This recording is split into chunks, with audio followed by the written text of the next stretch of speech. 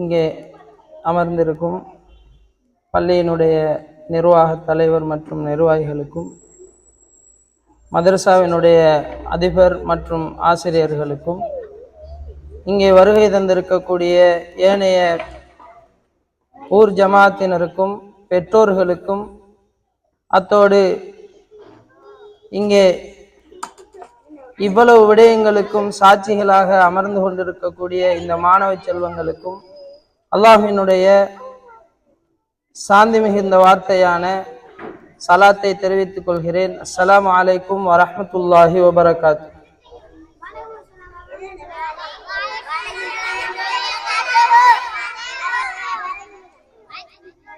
உண்மையில் பிரியாவிடை வைபவம் என்பது என்னை பொறுத்தவரையிலே பாடசாலை அனுபவம் என்பது பெரும்பாலும் கிடையாது. வெறுமனே 4 வருடங்கள் மாத்திரம்தான் பாடசாலையில் கல்வி கற்ற அனுபவம். 5ஆம் வகுப்பு கூட நான் படிக்கவில்லை. அதனைத் தொடர்ந்து மதரசாவிற்கு அல் குர்ஆனை மனனம் செய்வதற்காக சென்று விட்டேன். மதரசாவில் ஒரு அனுபவம் கிடைத்தது.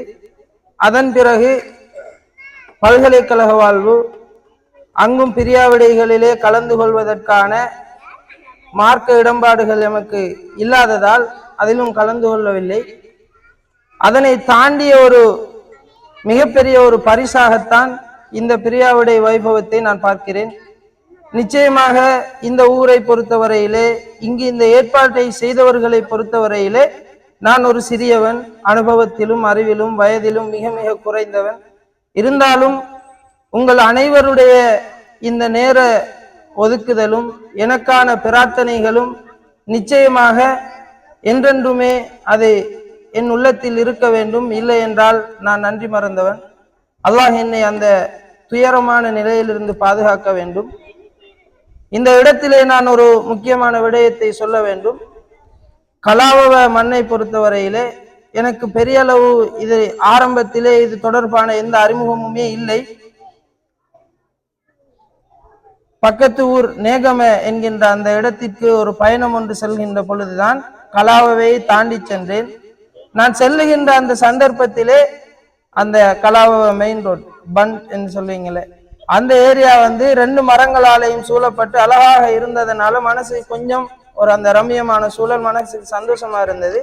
அந்த நேரத்துல இது என்ன ஊர்னு கேட்ட நேரம் கலாவவ, மற்றபடிக்கு வேற ஒன்றுமே எனக்கு தெரியாது. அந்த நேரத்துல நான் நினைச்சேன் இந்த இடத்துல இருந்தா நல்லா இருக்குமே. அது அல்லாஹ் கபூல் செய்தானோ தெரியாது. எங்கெங்கெல்லாமோ சுற்றிவிட்ட பிறகு மீண்டும் எனக்கு ஒரு சந்தர்ப்பம் இந்த ஊரிலே வருவதற்கு கிடைத்தது. இதனையும் தாண்டி நான் என்னுடைய பள்ளிவாயில் அனுபவத்தை பொறுத்தவரையிலே மதரசாவுக்கு சேர்ந்த காலம் முதல் வருடத்திலிருந்து என்னுடைய 10 வயதிலிருந்து ரமலான் மாத தொழுகைகளை தொழுவிக்கின்ற வளமை உண்டு. தராவி முழுக்க தொழுவிப்பதுண்டு. ஊரிலே வெளியூரிலே என்று வாழ்க்கை கழிந்தது.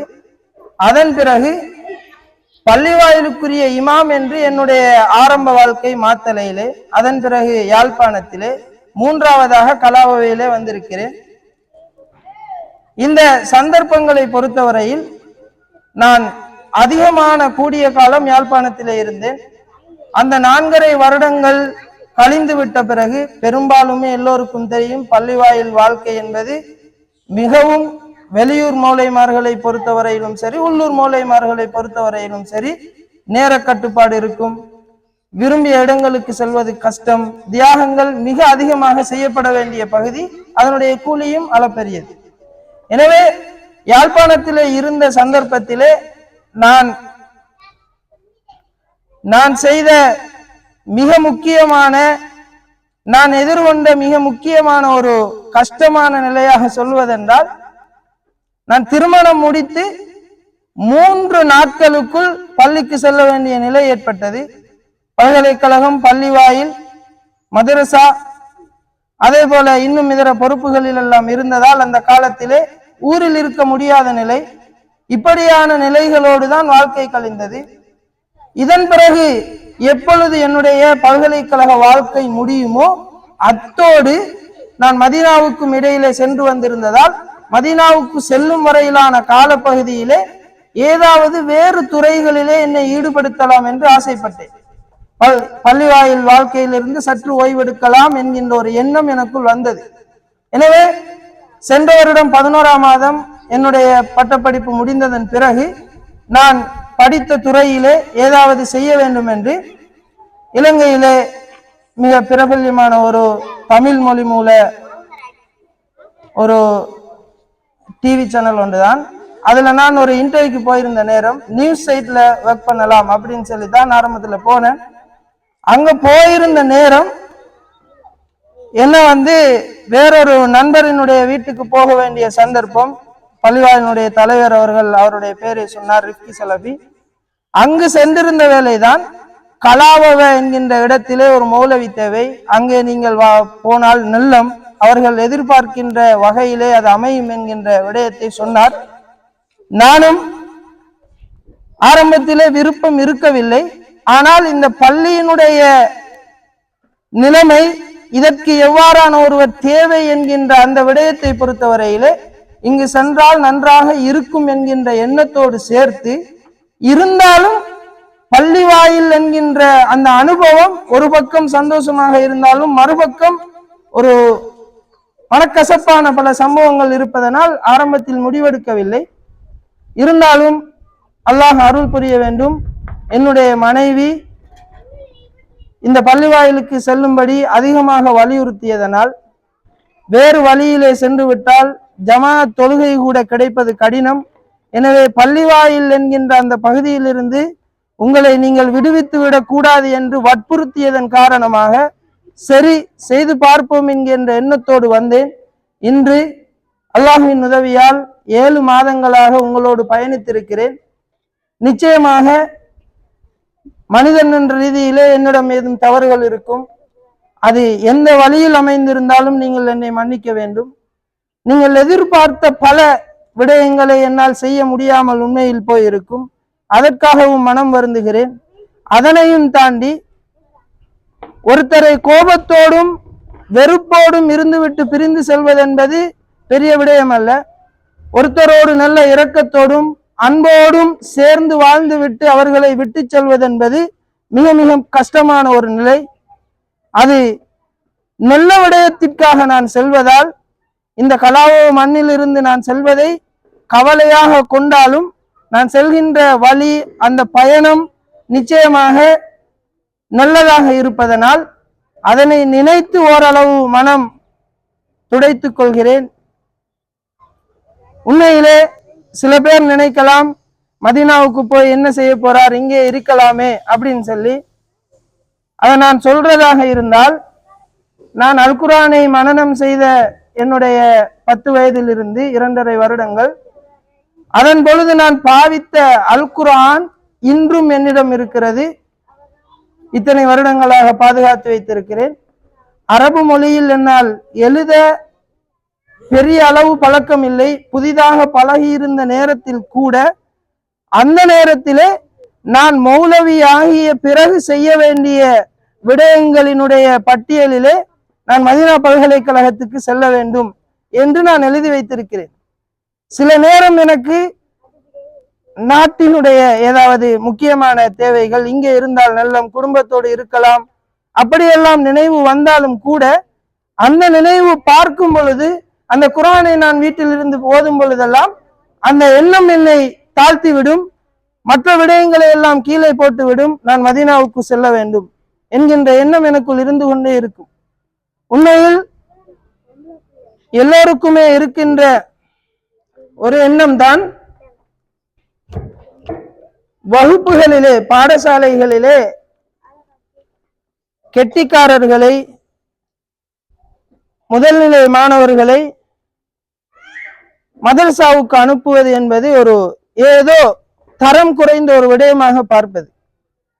இது சமூகத்திலே பெரும்பாலும் பரவலான ஒரு விடயம். அதே நேரத்திலே அப்படி சென்றாலும் கூட அவர்களை பெரிதாக ஒரு நல்ல விடயத்திற்கு சென்றவர்களாக பார்ப்பது குறைவு. என்னை பொறுத்தவரையில் நான் யாரென்று உங்களுக்கு சொல்ல வேண்டும். ஒரு அறிமுகத்துக்காக நான் சென்று விட்ட பிறகாவது இவர்தான் எங்களோடு இருந்தார் என்று நீங்கள் தெரிந்து கொள்ள வேண்டும் என்பதற்காக இதனை நான் சொல்லுகிறேன்.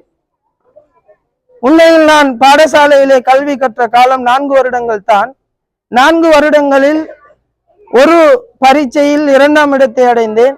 அதற்காக வீட்டிலே கடுமையாக அடியும் வாங்கினேன். அதனை தாண்டி நான் மதரசா செல்லும் வரையிலே வகுப்பிலே முதல் நிலை மாணவன். செல்லும் பொழுது குடும்பத்தினால் கூட அந்த போட்டிருக்கக்கூடிய ஜுப்பாக்களை கூட கிண்டல் அடித்து மதரசாவை ஒரு வித்தியாசமான பார்வையிலே கலைக்கின்றவர்களும் உண்டு. சில பேர் சொன்னார்கள், ஸ்காலர்ஷிப்பாவது எழுதி பார்க்கலாமே, ஃபெயிலாகினால் போகலாமே, ஏன் போக வேண்டும், கெட்டிக்கார மாணவர்கள் படிப்பிலே கவனம் செலுத்தலாமே என்றெல்லாம். அந்த நேரத்தில் எனக்குள்ளும் இருந்த ஆசைதான் நான் படித்து ஒரு வைத்தியராக வேண்டும் என்று. ஆனால் நான் அந்த நோன்பு காலங்களிலே பள்ளிகளிலே தொழுகை நடாத்துகின்றவர்களை பார்த்துதான் அந்த ஆசை வந்தது, நானும் தொழுவிக்க வேண்டும் என்று. அதன் தொடர்ச்சியிலே மதரசாவிலே 5ஆம் வகுப்பு பிறகுதான் எடுப்பார்கள். ஆனால் நான் 4ஆம் வகுப்பு முடித்தவுடனே மதரசாவுக்கு சென்று விட்டேன்.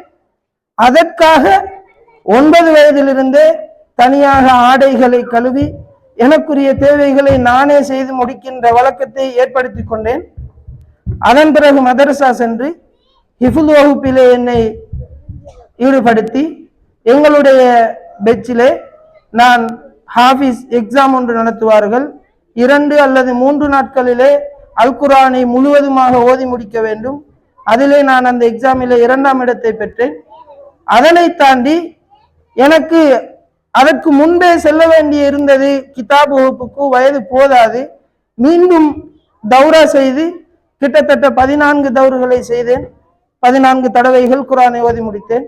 அதன் பிறகு ஷரியா துறைக்கு சென்று 1வது செமஸ்டர் எக்ஸாமிலே 3வது இடத்திற்கு வந்தேன். அப்பொழுது கூட என்னுடைய குடும்பத்தில் உள்ள ஒருவரால், இப்படித்தான் நல்லா இருக்கிற பிள்ளைகள் மதரசாக்கு போய் ஒண்ணுமில்லாம ஆகிற என்ற ஒரு வார்த்தையை, வசனத்தை நான் கேட்டேன். அது எனக்கு மிகவும் தாக்கமாக இருந்தது.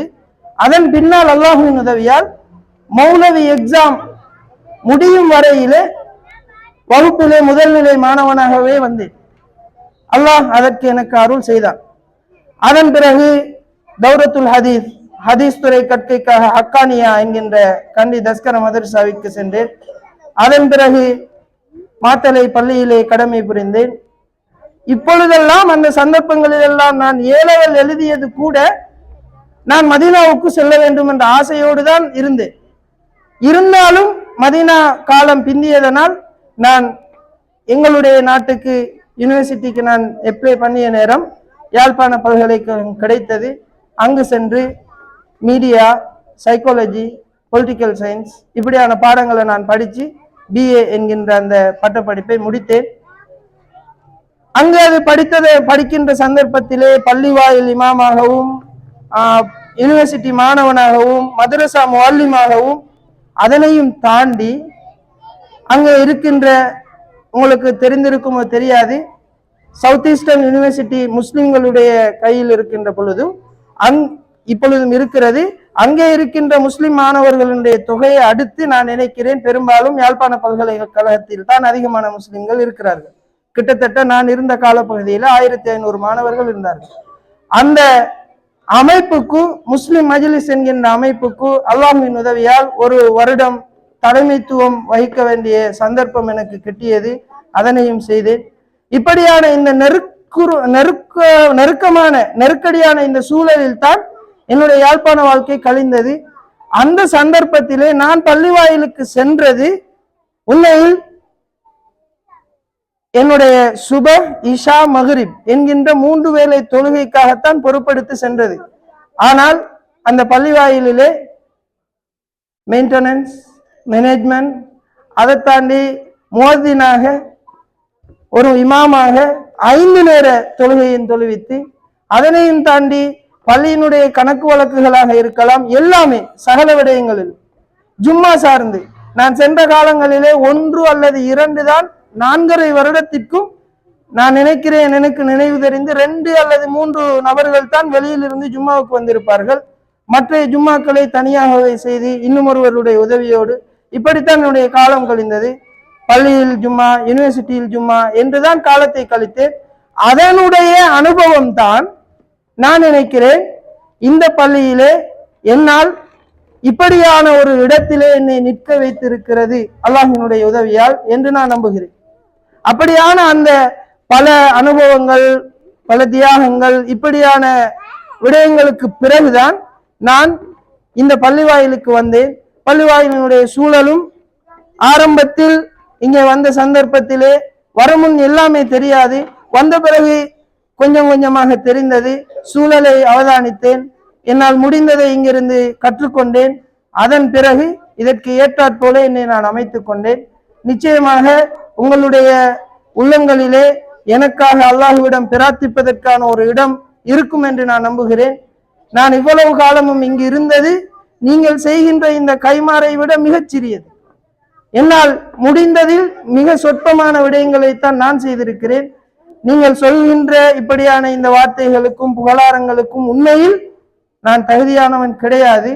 ஏதோ நீங்கள் உங்களுடைய அன்பை வெளிப்படுத்துகிறீர்கள், நன்றியை வெளிப்படுத்துகிறீர்கள். என்னால் அந்த அளவுக்கு நன்றியையும் என்னுடைய சந்தோஷத்தையும் வெளிப்படுத்த முடியாத நிலையிலே நான் இருக்கிறேன். எனவே அல்லாஹு தாலா எம் அனைவரையும் பொருந்தி கொள்ள வேண்டும். இந்த சந்தர்ப்பத்திலே அல்லாஹு தாலா எம் அனைவருடைய நல்லெண்ணங்களையும் பொருந்தி கொண்டு இன்ஷா அல்லாஹ் இந்த மண்ணிலே மிக முக்கியமான ஒரு தேவையான இந்த முழு நேர மதரசா ஒன்றுக்கான ஏற்பாட்டை அவசியம் செய்ய வேண்டிய தேவையை நான் இந்த இடத்திலே முன்வைக்கிறேன். இது இங்கிருக்கின்ற அனைவரும் உங்களுடைய வீட்டுக்கு எப்படி ஒரு பிள்ளையினுடைய பசியை நான் போக்க வேண்டும், மனைவியுடைய தேவையை நிறைவேற்றும் வேண்டும் என்று ஒரு ஆண் நினைக்கிறோமோ, ஒரு பெண் எப்படி என்னுடைய கணவனுடைய தேவையை நிறைவேற்ற வேண்டும், என்னுடைய பிள்ளையினுடைய தேவையை, கடமையை நான் நிறைவேற்றும் என்று நினைக்கிறோமோ, இப்படி ஒவ்வொருவரும் தங்களுடைய வீட்டு தேவையாக, சொந்த தேவையாக நினைக்க வேண்டிய கட்டாயத்தில் இருக்கிறோம். இந்த ஊரிலே ஒரு முழு நேர மதரசா உருவாக்கப்பட வேண்டும் என்பது. எனவே அந்த விடயத்தில் அதிகமாக கவனம் செலுத்துங்கள். என்னாலும் இன்ஷா அல்லாஹ் நான் பெரியவன் அல்ல, இங்கே சொல்கின்ற அளவுக்கு என்னால் எது முடியுமோ, முதலாவது துஆ. நான் போகின்ற அந்த மண்ணில் கூட இதற்காக என்னால் துஆ செய்ய முடியும் இன்ஷா அல்லாஹ். எனக்கும் அந்த சந்தர்ப்பம் சென்று அடையும் வரையில் சொல்ல முடியாது, எதுவும் நடந்து விடலாம். நான் நல்ல முறையிலே சென்று அடைவதற்கு அல்லாஹ்விடம் எனக்காக பிரார்த்தனை செய்யுங்கள். மீண்டும் சொல்லுகிறேன், ஏதும் மனக்கசப்புகள் இருந்தால், சில நேரம் பெற்றோர்கள் கூட அவசரமாக பாடம் கேட்டு பிள்ளைகளை தாருங்கள் என்று சொல்வீர்கள். என்னால் சில நேரம் முடியாமல் இருக்கும். இருந்தாலும் அந்த நேரத்தில் கூட மனக்கசப்புகள் வந்திருக்கலாம். சில நேரம் சில பேர் சலாம் சொல்லி நான் பதில் சொல்லவில்லை என்றும் சொல்லி இருக்கிறார்கள். எனக்கு கேட்காவிட்டால் நான் சொல்லி இருக்க மாட்டேன், மற்றபடி கேட்டுவிட்டால் சொல்லாமல் செல்லவும் மாட்டேன். எனவே அப்படி ஏதாவது சிறிய சிறிய விடயங்கள் நடந்திருந்தாலும் கூட என்னை அல்லாஹுக்காக மன்னித்துக் கொள்ளுங்கள், எனக்காக பிரார்த்தனை செய்யுங்கள். இன்ஷா அல்லாஹ் இங்கு இருக்கின்ற நல்ல கெட்டித்தனமான மாணவர்களை மார்க்கத்தின் கல்விக்காக பயன்படுத்துங்கள். எப்படி இந்த உலகத்தின் மிக பெரிய இடங்களுக்கு கெட்டித்தனமானவர்களை பயன்படுத்த நாம் ஆசைப்படுகிறோமோ, அதனை விட பெரியது இந்த மார்க்கம், அதனை விட பெருமதியானது, சந்தோஷமானது, அல்லாஹ்விடம் அருளுக்குரியது. இந்த இடத்திலே எங்களுடைய மார்க்கத்தை கற்றவர்கள் நல்ல கெட்டிக்காரர்களாக இருக்கும் பொழுதுதான் என்னுடைய மார்க்கம் இந்த ஊரிலே நல்ல ஒரு இடத்திலே இருக்கும்.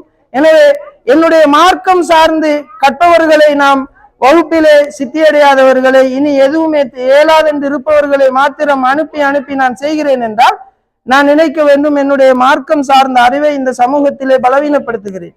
எல்லோரும் செல்ல வேண்டும், எல்லோருக்கும் மார்க்க கல்வி தேவை.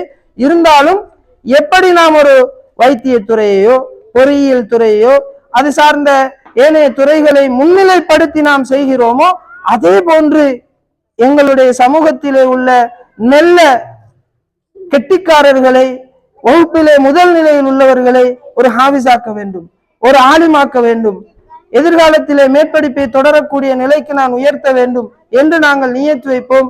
அல்லாஹு தாலா எம் அனைவரையும் பொருந்திக் கொள்வானாக. மீண்டும் உங்களுக்காக என்னுடைய நன்றிகளை தெரிவித்துக் கொள்கிறேன். இந்த ஏற்பாடுகளுக்காக அயராது உழைத்த அனைவரையும் மீண்டும் பாராட்டுகிறேன். அல்லாஹு தாலா எம் அனைவரையும் நலவுகளுக்காய் பொருந்திக் கொள்வானாக. வ ஆஹிரு தஅவானா அல்ஹம்துலில்லாஹி ரப்பில் ஆலமீன்.